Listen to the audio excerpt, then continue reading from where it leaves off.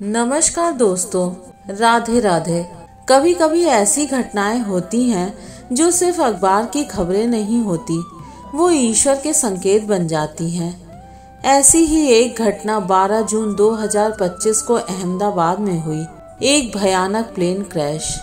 एक बोइंग 787 विमान 242 लोगों के साथ एक भारी दुर्घटना का शिकार हुआ। सब कुछ खत्म हो गया था, केवल धुआं, चीखें और छाई एक गहरी खामोशी।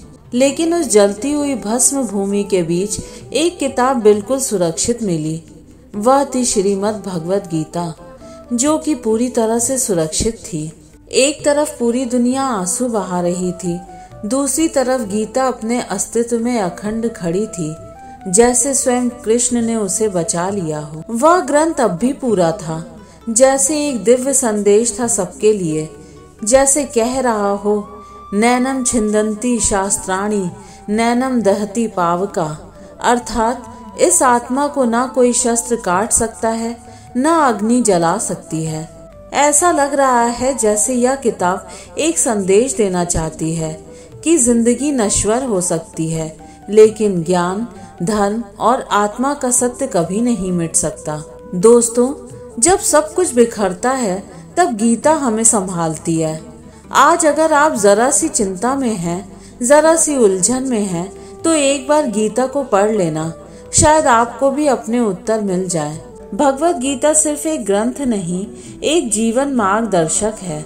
आप लोगों के मन में एक प्रश्न आता होगा कि अगर भगवान ने गीता को बचा लिया तो इंसानों को क्यों नहीं? हमारे लिए यह समझना जरूरी है कि शरीर नश्वर है, लेकिन आत्मा अमर है। यही तो गीता का मूल उपदेश है। इंसानों की मौत एक भयानक दुर्घटना है, पर हो सकता है कि उनकी आत्माओं का इस जीवन यात्रा में कर्म समाप्त हो चुका था। हम समझ नहीं सकते, पर हर जीवन का एक समय और एक अंतिम गति होती है। लेकिन गीता का बच जाना एक संकेत है, जैसे भगवान कह रहे हों, मैं शरीर नहीं बचा सकता हर बार, पर मैं तुम्हें ज्ञान दे सकता हूँ जो तुम्हारे जीवन और मरण दोनों को अर्थ दे। गीता का बचना यह भी बताता है कि मनुष्य का शरीर तो नश्वर है, लेकिन हजारों सालों से गीता के रूप में ज्ञान अमर और प्रासंगिक है।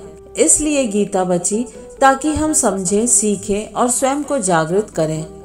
भगवान हर बार चमत्कार नहीं करते, कई बार वो सिर्फ एक संकेत देते हैं और कह जाते हैं, अब तुम्हारा समय है जगने का। क्या आप इस बारे में हमारे विचार से सहमत हैं? अगर आपके अलग विचार हैं तो कृपया यहाँ पर लोगों से साझा करें। अगर आपको यह वीडियो प्रेरणादायक लगा हो तो लाइक करें, शेयर करें और चैनल को सब्सक्राइब करना ना भूलें। जय श्री कृष्ण।